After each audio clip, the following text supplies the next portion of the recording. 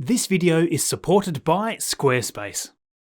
Hey, Marcus House with you here. The amount going on around so many launch providers is just stupid crazy right now. Awesome updates for SpaceX's Starbases as always as we proceed towards the first orbital flight of Starship. Rocket Lab's CAPSTONE mission is now on its way to a near rectilinear halo orbit, blazing the trail for the Artemis missions that will follow. SES on Falcon 9, and NASA is even now partnering with us Aussies here to launch a little down under with a little help from Equatorial Launch Australia. But more than that, it is the upcoming stuff that is equally exciting, and there is a lot to explore today. Okay, Neil, we can see you coming down the ladder now. A lot of very exciting news is once again going on at Starbase this week to prepare all of the systems for the upcoming orbital flight campaign. Last weekend, work was being completed on Booster 7's engine section down at the orbital launch site. The crews were seen by a Starship gazer installing a Raptor shielding around the centre engines. On Monday, the road was closed ahead of Booster 7 testing, and then at 6 PM in the evening, the orbital launch mount and recondenser were venting. Not too long after, we began to see venting also from the engine section, indicating loading of what we assume to be liquid nitrogen. As it appeared, this was a partial cryogenic proof test. We didn't see too much action during this test though, and at 8:30 PM, the booster started to depress and the road was reopened. Perhaps there was some hiccup here with this one stopping the full test from continuing. Elon Musk has been very absent on Twitter, so no indications as to the progress here at this stage, I'm afraid. On Tuesday, there was some more action with the road closed at midday and the tank farm was active by 3 PM. Now, Booster 7 was again seen venting, however, our eyes were quickly drawn over to the B7.1 test tank instead, when a small amount of venting could be seen coming from underneath that. The can crusher was about to do its thing with the liquid nitrogen now filling. Soon a frost line started to form on the test tank, and within the hour the tank was full. The pistons on the can crusher base slowly began to lower, starting the crush process. In this time-lapse of Lab Padre's livestream, we can see that the pistons went through a sequence of pulling and raising to compress the tank. This is all to simulate the forces predicted at the estimated maximum dynamic pressure, and presumably just above that for a safety margin. Just before 9 PM that evening, B7.1 began to depress, concluding that test with no ruptures or anything like that, so that was an interesting one to watch. Over at the production facility, work continued on Ship 24 prior to its own testing.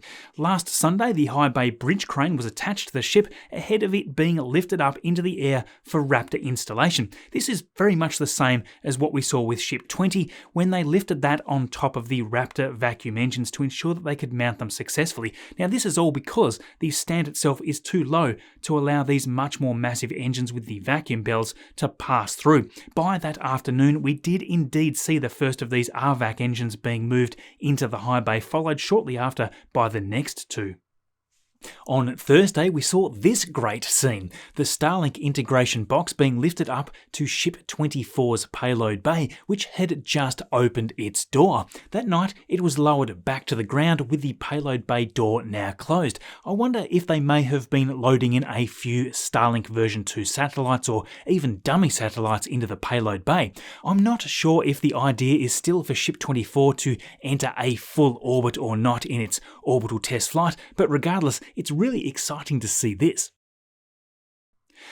Now, some great insights from the sky from the latest RGV flyover. Here we see that 2 self-propelled modular transporters were being loaded under Booster 5 early in the week, a very likely sign that it was heading off to be scrapped. On Monday, it rolled out of the rocket garden, making its way into the production facility, where the crane was hooked up to one of its grid fins, and then there it was, removed, confirming that indeed the scrapping process had begun. That night, while all of the attention was focused on Booster 7's testing, SpaceX snuck Booster 5 into the wide bay to continue that process. On Thursday, the destruction continued with its methane section cut from the rest of the booster. Now, with Booster 5 being moved, we also saw the transporters soon being moved under Booster 4 on Wednesday ahead of its roll back to the display site the next day. So yes, Booster 4 now has a new home at the rocket garden where it will sit with Ship 15, 20 and 22. Some new sweet updates thanks to NASA spaceflight at the Starbase-2 site in Florida. The appearance of the components needed for the tower arms, lovingly called the chopsticks, is great to see right here. It is all getting pre-assembled at the Roberts Road facility here, and then SpaceX will transport it over to Pad 39A once done. These are the parts of the carriage system that runs up and down the rails of the tower, as we see in Boca Chica.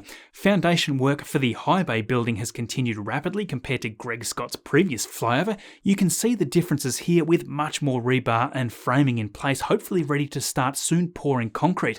The Star Factory also seems to be making good progress, but it is moving along slightly slower than I expected at this stage. So much of the work is outside the views of the cameras though, and as we see here, much of the underground conduits and systems are being installed quite rapidly in various places, so who knows how much is already done. Thanks to Spaceflight Now, we saw the third tower section roll from Roberts Road to the launch site ahead of stacking on the previous two sections that I covered last week. Like the first two, this has also had its scaffolding, stairs and cryogenic pipes pre-installed, so once the sections are stacked, it should be much quicker to get into an operational state. They've really got all of these sections lined up in a neat production row now. If you look at this shot once again, we can see the fifth level getting its stairs installed at the time of the flight. Now, one point of query this week was instigated by the curious Zach Golden tweeting this photo of an orbital launch mount table segment being transported. This table, seen in Texas, is the hugely complex structure that the full stack sits on, and we haven't seen it for Florida's main site yet. The speculation here is trying to determine one of two options. Is SpaceX well behind not even having started the full construction of the launch table? Now that would make sense if this section of it was seen on this truck, but what I think is more likely is that this section is actually for another completely different launch table. Now there are a few reasons why SpaceX may be making two or even more tables. Perhaps they may be needed for the offshore platforms, or perhaps even an entirely different launch site altogether. I'd love to know what you think. So yes, sadly still no static fire of Booster 7 as we all expected, but here is something pretty awesome instead, just to tide you over in the meantime. Presenting Justin Schwartz here, who shared this action with us just recently. This is SpaceX's Raptor 2 engine test firing on the tripod stand at McGregor, Texas. I've got to say, this is about the cleanest footage of this I think that I've seen yet. The video here was taken in mid-June, a 110-second test burn showing those gorgeous muck diamonds. Beautiful stuff there. Show Justin some support and head over to see the even higher quality capture of this with great audio. It is awesome to see new enthusiasts appearing and capturing such great stuff. Links to both his Twitter and YouTube are in the description, and also thanks a lot for all of your comments about being automatically unsubscribed here last week. A few have suggested that I should maybe set up a mailing list type system like what we see being done with other massive channels like Smart Everyday. Big fan of Dustin, by the way. I'm not sure what people would think about that, let me know, but thanks everybody for checking that you are still subscribed, and hey, for loving what I talk about with you here each Saturday. Now, NASA and Rocket Lab's Electron rocket came together this week and launched successfully for the CAPSTONE mission to the moon. More on that in a moment, but quickly, a huge thank you to Squarespace today for their support of this video. Squarespace is an incredible all-in-one platform to build your online presence to promote yourself, your business, or your brand. Even if you have very little experience in creating your own website content, you will feel immediately right at home creating a website here. No programmers or designers needed, you just get started with the massive number of templates to choose from. Maybe you are running a cafe.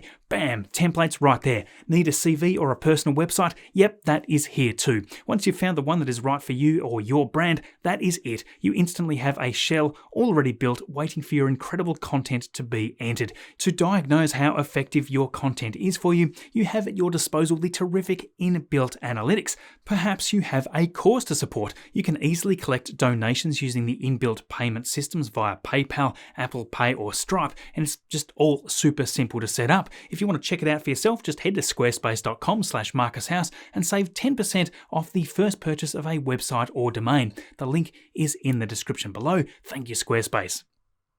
So yes, CAPSTONE is the Pathfinder spacecraft that will orbit the moon in the same way as the future Lunar Gateway. This is the staging point from which astronauts will be able to travel between the lunar surface and Earth respectively. In a first for Rocket Lab, this deep space mission initially put lunar Photon, to which CAPSTONE is attached, into an elliptical orbit. Over 6 days, the spacecraft is gradually raising its orbit and speed to eventually break away from the Earth and head to the Moon.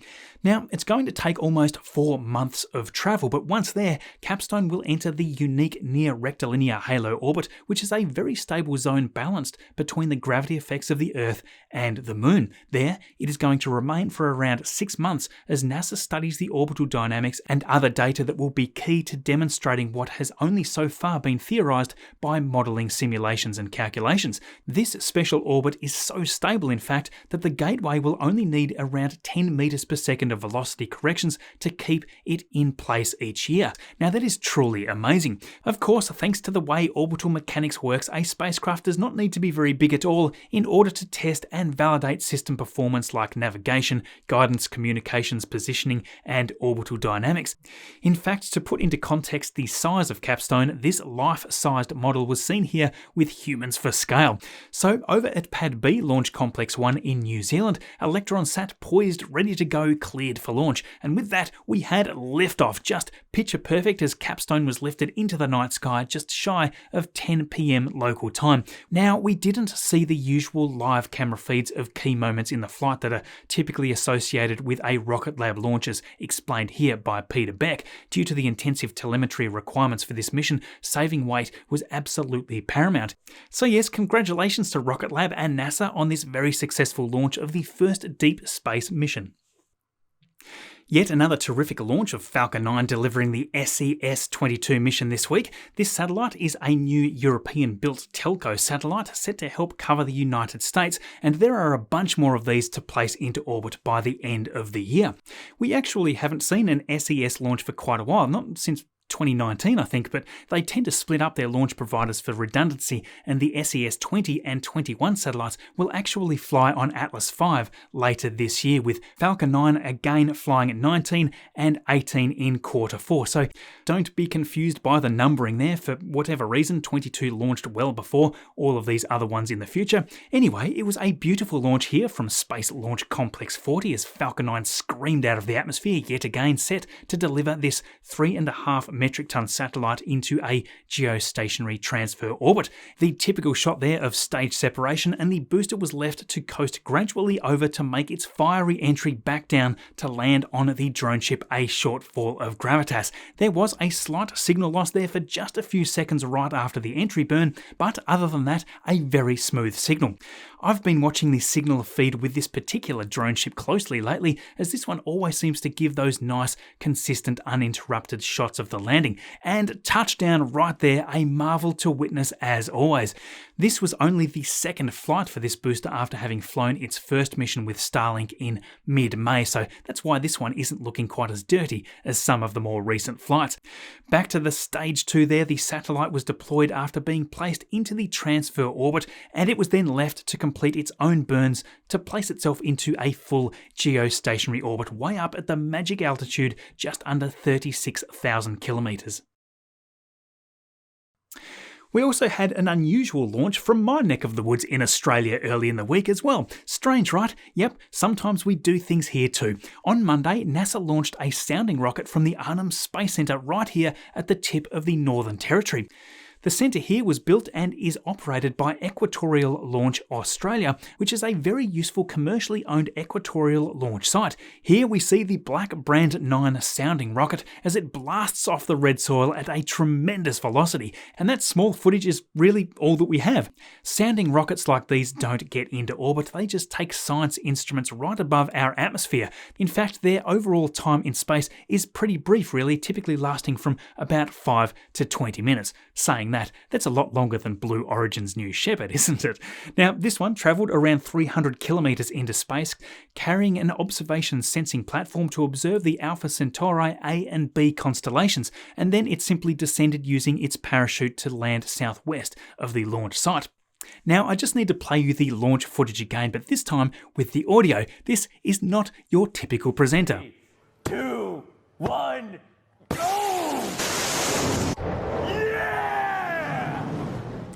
So yes, there's 2 more launches of this type scheduled in from the centre. Australia is always excited, of course, to be working directly with NASA, and there will, I'm sure, be more future launches from such locations to deepen the knowledge of the cosmos from the southern hemisphere.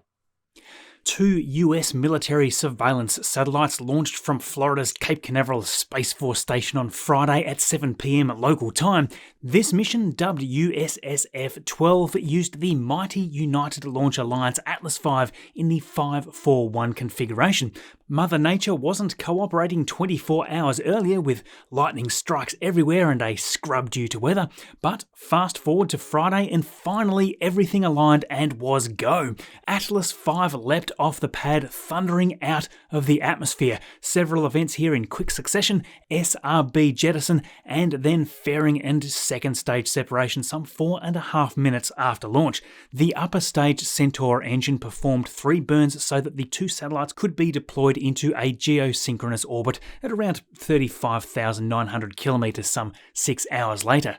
So yes, mission success there and a great start ahead of the 4th of July celebrations to all you amazing viewers in the United States. Have a great extended weekend, by the way.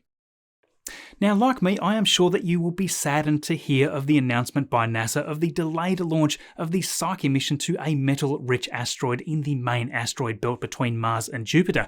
This is also, of course, because you may remember that the Falcon Heavy is meant to do the lifting for this particular mission, and it's now not going to be showcasing its raw power anytime soon. Well, not for this mission at least. Psyche was meant to launch in August, arriving in 2026, but a software glitch has pushed things out into September. So while those software challenges were being fixed, albeit a little late, it is the complexities of setting up the testing and the validation environment or testbed that has now become an issue. So what is the impact of such a missed opportunity? Well, launch is now likely to take place in late 2023, possibly even into 2024. So this delay is going to see the spacecraft arrive at its destination instead in 2029 or even 2030. Now, while this is currently under budget, it is now anticipated that additional funding would be required to make the Psyche mission ready. This is tricky indeed, as the Psyche mission has had a capped cost, as do other projects in this group known as the Discovery Program. These include 2 Venus missions called Da Vinci and Veritas. Now also remember there is a deep space technology demonstration aboard the Psyche mission as well to test high bandwidth laser communications. This testing is important for the Artemis program and beyond as well. So with Falcon Heavy now scrubbed for the year with this mission at least, what can we currently expect to see in 2022 in regard to this awesome launch vehicle? Well, current scheduling indicates 3 flights in the last quarter of this year, with 2 Falcon Heavy launches for the US Space Force and 1 for Viasat. I really miss seeing this vehicle in action, so I've got my fingers crossed that we're going to see at least one of these flights this year. Relativity Space continues to stride toward their launch of the first 3D printed orbital rocket. Shared early this week by Tim Ellis and Relativity Space is the first stage as it was installed onto the mission duty cycle mount for testing. Great shot of the bottom of it there too, with the 9 Aeon engines prior to it being placed up onto the stand. All taken there by Trevor. Give him a follow there on Twitter. His work is just amazing, and here is another beauty to demonstrate the scale of this booster. Several weeks ago, all of the hardware, including Stage 1 and Stage 2 for Terran 1, were delivered at Launch Complex 16 at Cape Canaveral. As far as I know, all of the testing for Stage 2 has already been completed successfully as shown here, so I think that we are now only awaiting on Stage 1. As Tim announced on Tuesday, the propellant loading and stage pneumatic proof was completed successfully in the lead up to hot fire testing. Once all of the testing is complete, we'll soon have a more concrete idea about when the launch date could actually be. I'm really looking forward to this one because it's such an extraordinary process how they make these rockets. Do check out my interview with Tim Ellis, the awesome CEO of Relativity Space, if you are interested in how they do it.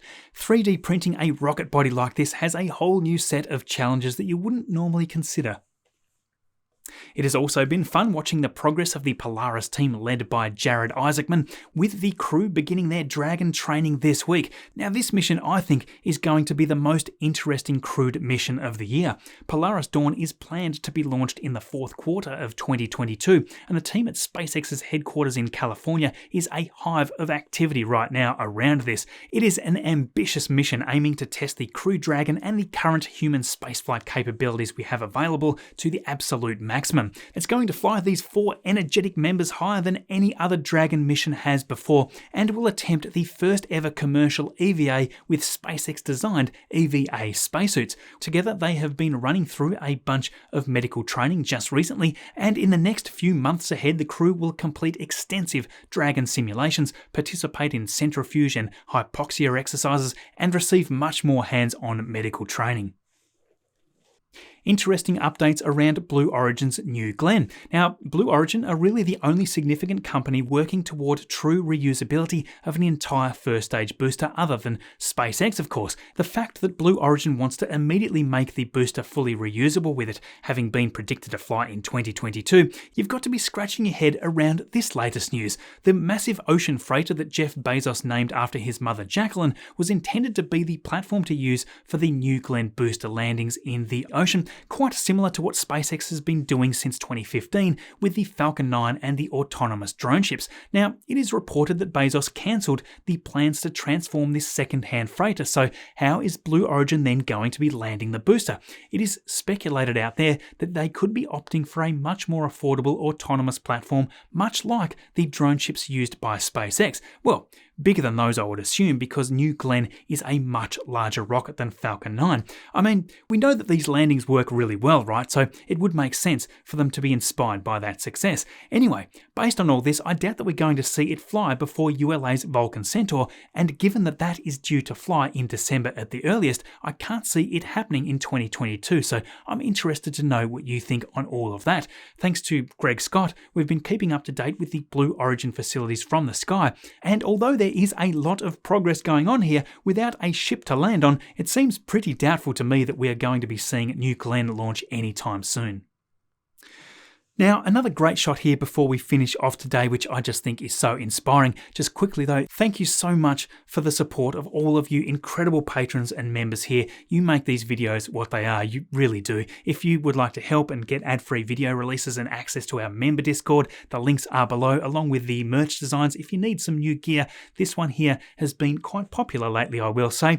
Now, today, rather than the usual end screen, just check out this breathtaking view above my neck of the woods shared by Nano Avionics.